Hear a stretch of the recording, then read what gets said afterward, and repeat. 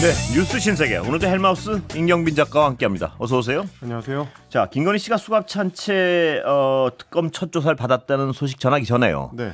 그 윤석열 씨 있는 교도소장이 교체됐죠? 네, 서울구치소장인데요. 예. 사실 뭐 윤석열 씨가 재구속이 되고 난 이후부터 좀 지속적으로 논란이 됐었던 예. 인물입니다. 김현우 서울구치소장, 그동안에 윤석열 씨한테 이제 유독 특혜를 제공한다라는 의혹을 받아왔었고, 이제 민주당 쪽에서도 이 부분을 계속 지적을 해왔습니다.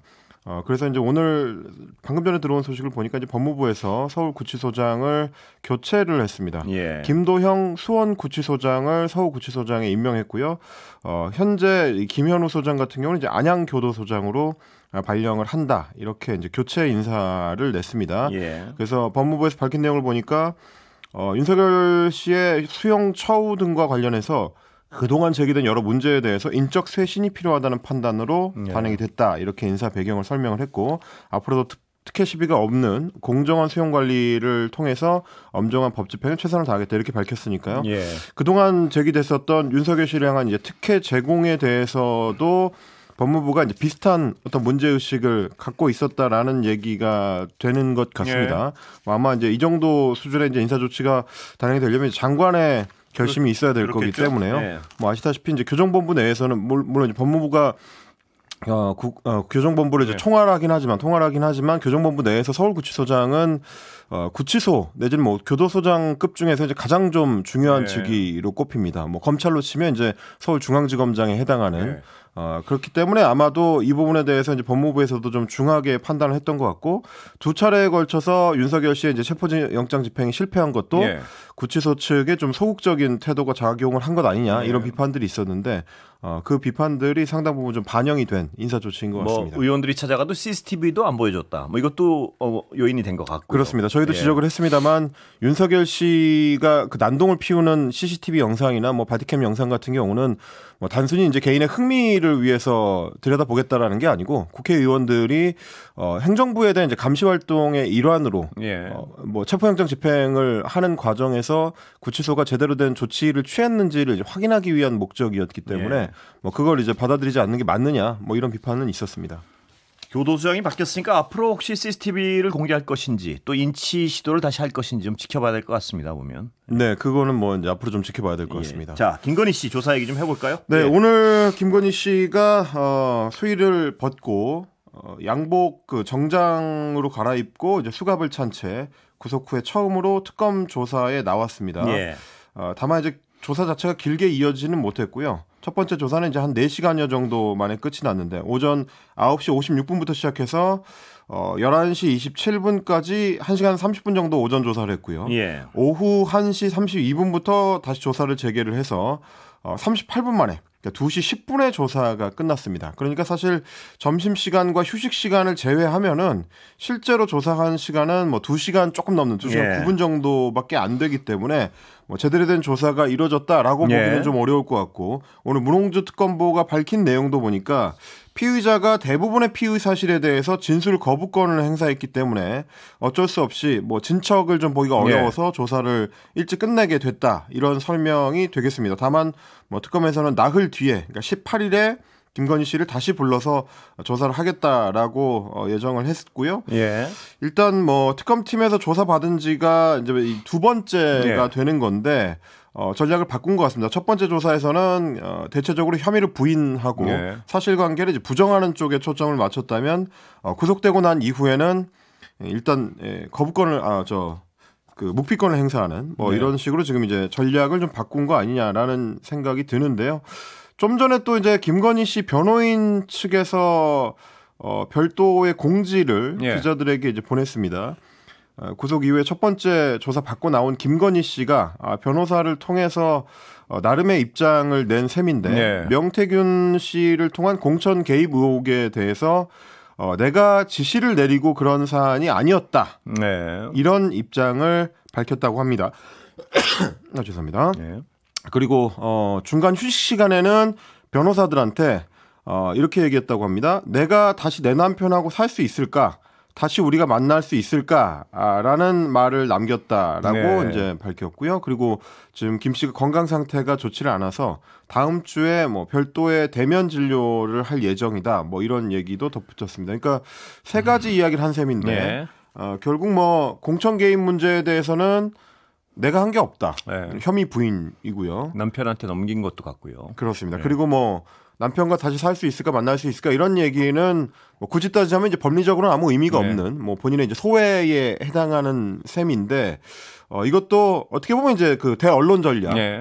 뭐 이제 동정심을 그렇습니다. 자극을 하고 안타까움을 네. 이제 지지층으로부터 이제 끌어내기 위한 목적이 아닐까 이제 추측이 되고요. 네. 대면 진료라는 거는 이제 남편의 전략과 비슷한 것 같습니다. 몸이 아프다는 것을 강조를 해서 보석이라든지 뭐 다른 조치, 그러니까 네. 교도소 밖으로 나오기 위한 준비를 하는 것 아니냐. 사실 네. 뭐 특검에 구속되기 이전에도 몸이 아프다라는 얘기는 변호사가 입장을 전할 때마다 반복해서 강조를 했었던 거기 때문에 역시 마찬가지로 비슷한 전략을 사용하는 걸로 보입니다. 자, 김건희 씨가 여기까지 온 과정에서는요, 이 보석에 대한 사랑 때문에 어떤 몰락의 길을 걷고 있었다. 이런 어떤 분석들이 나오는데, 뭐 진술도 좀 나오는 것 같습니다, 보면. 뭐 그동안에도 뭐 여러 의혹들이 제기가 예. 됐습니다만 지금 이제 김건희 특검이 김건희 씨를 구속하게 되는 데 있어서 이제 결정적이었던 증거들이 이제 주로 장신구 명품 보석들과 예. 연관이 돼 있기 때문에 이제 그런 말씀을 하시는 것 같은데 일단 초고가 명품 시계죠. 바샤린 콘스탄틴을 사줬다고 하는 예. 서성빈 전 드론돔 대표가 어제 오늘 여러 매체를 통해서 이제 집중적으로 좀 예. 인터뷰를 했습니다. 그런데 이제 김건희 씨와 관련된 뭐 자기 이야기들 예. 그리고 뭐 자기 변명, 뭐 자기 해명 이런 것들과 버무려서 네. 김건희라는 인물에 대해서 여러 이야기들을 쏟아냈는데 뭐 주목할 만한 포인트들이 몇 가지 있어서 좀 소개를 해드리겠습니다. 물론 뭐 이 사람도 지금 이제 조만간 피의자로 전환될 가능성이 매우 높은 인물이고 예. 처벌 가능성도 매우 높은 인물이기 때문에 예. 하는 말이 전부 사실일 거라고 전제하기는 좀 어렵습니다. 예. 자기 방어를 위한 목적으로 이제 이야기하는 내용들이 상당히 있을 예. 거기 때문에 걸러 들으셔야 되지만 다만 이제 오늘 한 얘기들을 좀 정리를 해드리면 일단 CBS 김현정의 뉴스쇼에 출연을 했는데요. 예. 윤석열 씨가 원래는 꿈이 이제 서울시장이었다. 네. 그런데 이제 본인이 대선 출마를 권해서 자기 말을 듣고 이제 대선 출마하고 대통령이 됐다. 뭐 이런 취지의 이야기를 했습니다. 예. 서울중앙지검장 시절부터 이제 김건희 씨하고 같은 업종 사람들을 통해서 알게 됐다. 그러니까 같은 업종이라는 건 이제 미술품을 다루는 예. 뭐 갤러리 쪽 인사들 뭐 이런 걸 통해서 알게 됐다라고 이야기를 했고 그러면 이제 적어도 한 6, 7년 정도 이상은 된 관계라는 예. 얘기가 되겠습니다. 그리고 본인이 이제 주역 사주나 뭐 주역 이런 계통의 이제 이른바 이제 동양 철학을 오래 공부를 해서 수준이 좌판을 까는 그 정도는 아니지만 이런 것들을 통해서 여러 조언을 해줬다. 예. 이 얘기를 했습니다. 그러면서 윤 전 대통령도 맨 처음에는 서울시장 선거에 나가려고 했고 대선은 꿈도 안 꿨다. 윤 전 대통령이 내가 그걸 어떻게 하니까 대선을 어떻게 하냐라고 이야기를 하길래 본인이 서울시장은 운이 없어서 안 되고 2022년 대선은 운이 있으니까 운때가 있으니까 나가려면 그때 나가라라고 이야기를 해서 예. 방향을 틀게 됐다. 이렇게 주장을 했습니다. 그런데 뭐 저도 이 인터뷰를 들어봤습니다만은 이분의 이야기를 이제 전부 신뢰하기 좀 어렵다는 네. 말씀을 왜 드리냐면 정작 또 나중에 뒷부분의 이야기를 할 때는 김건희 씨가 본인을 좀 창피해했는지 네. 윤석열 씨한테 따로 소개를 안 해줬다. 왜 나를 소개를 안 해주는지 좀 이상했다. 이런 취지의 네. 이야기를 하거든요. 예. 그럼 이제 앞에 했던 얘기하고 안 맞는 거죠. 예. 윤석열 씨한테 조언을 해가지고 대선 나가라고 해서 그 말을 들었다고 해놓고 정작 윤석열 씨랑 자기는 한 번도 만난 적이 없다. 뭐 이런 얘기를 하는 걸 보면 수사기관에서 이제 수사를 하게 되면 지금 하는 얘기들이 뭐가 맞고 뭐가 틀린지는 좀 나오게 될 것 예. 같긴 합니다. 근데 이제 윤석열 씨가 대통령이 되고 난 뒤부터는 제 말을 전혀 안 듣더라. 네. 용산은 안 된다라고 했는데 나중에 보니까 건진법사 같은 사람들의 말을 듣고 용산으로 갔다. 뭐 이런 얘기를 했습니다. 뭐 이런 식의 이야기의 패턴도 뭐 기존의 윤석열 씨나 김건희 씨와 가깝게 지내갔다고 하는 이른바 법사 시리즈들, 뭐 건진법사라든지 뭐 천공 스승이라든지 뭐 이런 캐릭터들이 이제 비슷한 얘기들을 많이 했습니다.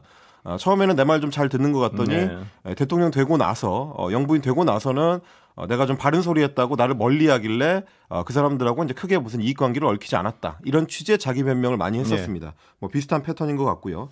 그리고 서 씨가 또 이제 이야기한 것 중에 바쉐린 콘스탄틴 시계의 경우에는 원래 금액은 이제 5,400만 원 정도 되는데 계약금으로 김건희 씨가 500만 원을 주면서 대신 사다 달라고 했다. 뭐 이렇게 설명을 했습니다. 그래서 나중에 이제 영부인 DC, 이른바 이제 영부인 DC 할인을 받아가지고 3,500만 원에 구입을 하긴 했는데 일단 나중에 주겠다고 한 그 돈은 나머지 돈은 못 받았다. 예. 이런 취지로 설명을 했습니다. 이것도 역시 마찬가지로 서 씨의 입장에서 생각을 해보면 500만 원 받은 게 수고비 조로 뭐 이전에 뭐 이제 명태균 씨한테 여러 여론조사 해준 거에 대한 이제 고마움의 표시로 500만 원을 줬던 것처럼 일괄적인 수고비가 500만 원으로 정해져 있어서 그걸로 이제 그냥 퉁치고 만 것인지 혹은 뭐 지금 서 씨가 이야기하는 것처럼 원래 주기로 했던 돈을 못 받은 것인지는 모르겠습니다만 서 씨 입장에서 봤을 때는 주기로 했던 돈을 못 받았다고 해야 범죄 혐의에서 조금 더 이제 자유로울 수가 있기 때문에 뇌물 부분에서 좀 약간 한 발 떨어지고 싶겠죠. 그렇습니다. 예. 돈을 떼인 피해자가 되는 거니까요. 뭐 그런 취지의 이야기일 걸로 보이긴 합니다. 예. 대통령 배우자가 500만 주고 3천원 떼먹었다라고 하는 게 좀 이상하긴 하고요. 예. 서 씨가 오늘 이제 해명을 하면서 김건희 씨의 어머니 이제 최은순 씨가 그때 이제 감옥에 가 있을 때인데 예. 감옥에서 나오면 그때 돈을 주겠다. 어머니 통해서 주겠다. 이런 식으로 이야기를 했었다고 하는데 예. 그것도 뭐 상식선에서는 그렇게 쉽게 납득이 되는 설명은 아니기 때문에 뭐 이야기를 전부 다 신뢰하기는 좀 어려울 것 같습니다. 예. 그러면서 이야기했던 게 김건희 씨가 원래 돈에 애착이 많은 사람이지 보석이나 뭐 이런 보석하고 돈을 따로 바꾸거나 그런 사람은 아니다. 예. 영부인 되기 전까지는 유니클로 티셔츠에 청바지 입는 정도였지 명품은 이름도 잘 몰랐다. 근데 예. 본인이 이런저런 조언을 해줘서 시계도 사고 뭐 이런 것도 하게 된 거고 본인 스스로 보석 공부도 좀 해야 되겠다 이렇게 이야기를 하길래 내가 조언을 좀 해줬다. 네. 이 이야기를 좀 쏟아냈습니다. 그러니까 명품에 빠지기 시작한 건 영부인이 되고 나서부터다 이 얘기죠. 그렇습니다. 뭐 해외 순방을 다녀 보니까 뭐 다른 나라의 대통령 배우자들 뭐 국가 수반의 배우자들이 화려하게 하고 나와서 예. 이른바 이제 이분의 표현대로 하면 이제 이른바 쪽팔려서 나도 그런 걸 좀 해야 되겠다라고 이야기를 했다는 건데요. 예. 바시론 콘스탄틴 그 시계를 선물한 날짜가 언제인지를 이제 뭐 보셔야 되겠습니다만 그 해명도 사실 매끄럽게 말이 그 전달되지는 않습니다. 예. 왜냐하면 이제 이 서 씨가 김건희 씨하고 교류를 하면서 로봇계 프로젝트라든지 이런 사업과 연동돼 있었던 것들이 임기 초반이었기 때문에 예. 아직 뭐 본격적으로 해외 순방을 많이 다니기도 전에 그때부터 그런 얘기를 했다는 거는 뭐 시기상으로는 앞뒤가 잘 맞지는 않습니다. 예. 뭐 제가 이제 거듭 말씀을 드립니다만 이 서성빈 전 대표라는 분도 본인의 혐의가 이제 상당히 중한 범죄로 넘어갈 수 있기 때문에 여러 변명을 하는 과정에서 본인한테 유리한 쪽으로 지금 이야기를 맞춰가고 있을 가능성이 있다. 다만 이제 대통령 배우자였던 김건희 씨의 주변에 이런 유형의 인물들이 상당히 많이 꼬이고 그렇습니다. 명품과 연결해서 이런 인물들과 교류를 했다는 것만큼은 좀 확실하게 확인할 수 있는 것 같습니다. 저 부분은 또 눈에 띄네요. 돈에만 관심이 있지. 보석의 보자도 몰랐다. 뭐 돈에 관심이 있다는 거에 대해서는 이견이 없이 얘기하는군요. 그래서 뭐 그게 사실일지는 모르겠습니다. 이제 예. 왜냐하면 애초에 오래 교류를 해왔던 인물들의 증언을 들어봐도 예. 명품에 그렇게 조예가 없었던 인물인 것 같지는 않습니다. 예. 자, 서희건설도요. 여기 인사청탁이죠, 그러니까? 그렇습니다. 예. 이봉관 회장이 본인의 이제 큰 사위입니다. 예. 큰 사위를 이른바 이제 큰일을 시키기 위해서 네. 대통령실이나 혹은 뭐 정권에서 일을 하도록 만들기 위해서 부탁을 하면서 예. 여러 뇌물을 제공했다라고 본인의 자수서에 적은 건데요. 지금 이제 확인된 그러니까 실물이 나온 반클리프 앤 아펠 목걸이뿐만 아니라 뭐 다양한 그 보석들을 선물을 했다고 합니다. 브로치나 귀걸이 같은 것들을 예. 추가로 보내줬다는 건데 시기도 좀 다릅니다. 그래서 2022년 3월에 그러니까 당선 직후에는 아크로비스타 건물 지하에 있는 식당에서 만나서 6천만 원 상당의 반클리프 앤 아펠 목걸이를 예. 보내줬고 그리고 약 한 달 뒤에 2022년 4월입니다. 이때는 이제 본인의 사위가 대통령 인수위원회에서 일을 하게 된 이후죠. 예. 그 뒤에는 다시 4월에 만나가지고 3천만 원 상당의 브로치 그리고 2천만 원 상당의 귀걸이를 예. 추가로 건네줬다. 이때는 뭐 다 반클리프 앤 아펠 그 상품인 것은 아니었고 이제 좀 다양한 제품군들이었는데 티파니의 브로치 그리고 그라프사의 귀걸이였습니다. 예. 그리고 이것들이 전부 나중에 순방 때 착용하고 나온 게 확인이 됐기 때문에 이른바 나토 3종 세트죠, 이게? 그렇습니다. 그것만 해도 1억이 넘는군요. 예, 나토 순방 당시에 이제 착용했던 예. 것들이라서 결국 이제 인사청탁을 위해서 보석을 제공한 이 사실관계 자체를 요약하자면 예. 매관 매직에 해당하는 행위를 했다. 자수서를 통해서 확인한 내용입니다. 그러니까 결국 그 사이가 국무총리 비서실장으로 갔고요. 그렇습니다. 박성근 변호사인데요. 뭐 검찰 출신이고요. MB 정부에서도 굉장히 좀 활약했던 인물로 좀 알려져 있습니다. 예. 그 서희건설 회장이 그러니까 사위를 정부 인사를 만들기 위해서 굉장히 애를 썼다 이런 정황들이 좀 나타나는 것 같습니다. 보니까. 뭐 아시다시피 사실 이제 건설 회사들 뭐 아예 이제 GS 건설이나 뭐 삼성물산 같은 대한민국 굴지의 초대형 건설 기업들하고 그 하위 그룹의 이제 건설 기업사들하고는 성격이 조금 다른데. 뭐 그렇지 않더라도 이렇게 이제 대형 기업들 같은 경우에는 건설 사업을 할 때 인허가권을 쥐고 있는 정부나 기관의 눈치를 많이 봐야 되거든요. 그러다 보니까 특히 건설사 같은 경우는 이제 정권의 성격에 따라서 흥망성쇠를 겪는 경우들이 종종 있습니다. 그래서 뭐 서희건설만 하더라도 뭐 이전 정권 이제 문재인 정권 때 같은 경우에는 회장이 또 이제 경희대 출신이라고 해서 당시 이제 문재인 대통령하고 같은 학교다. 그걸 고리로 해가지고 뭐 이런저런 활동을 했다라는 의혹이 제기된 바가 있었고 그리고 MB 정부 시절에는 또 이른바 영포라인 이분이 또 이제 그 영남 지역 출신이거든요 회장이. 그래서 이제 이런 줄타기를 계속 해왔었기 때문에 윤석열 정권이 새로 출범하는 과정에서도 그 비슷한 작업을 하려고 했었던 거 아니냐. 물론 뭐 이전 정권에서 이야기 나왔던 것들이 실제다 사실이다 이런 얘기가 아닙니다. 그만큼 이제 건설사 주변에는 정권의 이해관계와 맞물린 소문들이 많이 나오기 마련인데 이번에는 제대로 이제 사실관계가 확인이 되고 있는 문제라서 검찰의 특감의 수사가 좀 강도 높게 들어가야 될 것 같습니다. 서희건설 건물 2층에 양재동 비밀 캠프를 운영했는데 거의 임대료도 받지 않았다. 이것도 일종의 뇌물이 될 수도 있을 것 같고요. 그렇습니다. 이거는 애초에 이제 별도의 캠프를 운영했다면 그 자체로 공직선거법 위반이라서 심각한 범죄가 됩니다. 당에서 공식 운영하는 공식 캠프가 아니라 건진버스 전성배 씨가 별도로 운영한 이른바 무속 캠프였던 셈인데 그 캠프의 사무실을 서희건설이 무상으로 임대해줬다. 뭐 이런 의혹입니다. 뭐 나오는 얘기들도 조금씩 다릅니다. 서희건설 본사 건물 11층이었다는 얘기가 초반에 나왔었는데 지금 보니까 또 이제 서희건설 본사 건물 2층에 사무실이 있었고 2층을 통임대로 하는 형태였기 때문에 수십 명이 한 번에 일할 수 있는 상당히 좀 큰 그 시설이었다라는 거고요.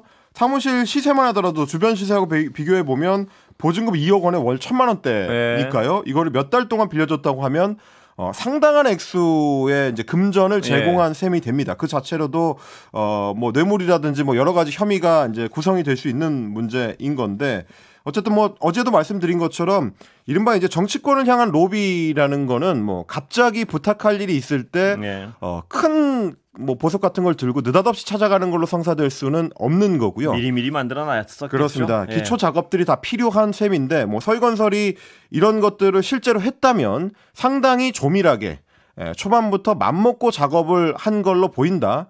그 부분에 대해서는 이제 특검도 상당히 좀 관심을 갖고 수사를 하고 있는 걸로 보입니다. 자, 이거 얘기 잠깐 시간 얼마 없지만요. 특검이 통일교 총재 금고에서 수백억 원 현금 뭉치를 찾았다. 이건 어떤 돈으로 의심됩니까? 네, 지난달 18일에 이제 경기도 가평에 있는 통일교의 천정궁, 그러니까 한학자 씨가 거주하는 공간을 압수수색을 하는 과정에서 금고를 발견을 했는데 그 사금고 안에 띠지를 두르고 있는 지폐 뭉치를 발견을 했다. 근데 이른바 이제 관봉 형태였다라는 얘기가 좀 나오고 있습니다. 뭐 이제 명확하게 관봉권이다라고 확정이 된 것은 아니지만은 섞여 있을 수도 있고요. 그렇습니다. 그렇죠? 뭐 아시다시피 이제 관봉권은 원래는 조폐공사에서 돈을 찍어내고 그걸 한국은행이 보증을 한 뒤에 이제 시중은행으로 보낼 때 사용하는 방식입니다. 뭐 저희 같은 이제 일반적인 그 시민들은 뭐 예금주라고 하더라도 관봉권을 애초에 구경할 수 있는 기회 자체가 없는 건데 그런 관봉권으로 보이는 그 지폐 뭉치들이 지금 이제 통일교 그 한학자 씨의 사금고에서 나왔다라는 얘기고요. 지금 전체 액수는 수십억 원에서 많게는 수백억 원에 달할 것으로 추정이 되고 있습니다. 다만 통일교에서는 관봉권 아니다라고 수백억 원 규모 아니다라고 부정하고 있습니다. 임경빈 작가 여기까지 듣겠습니다. 고생했습니다. 고맙습니다.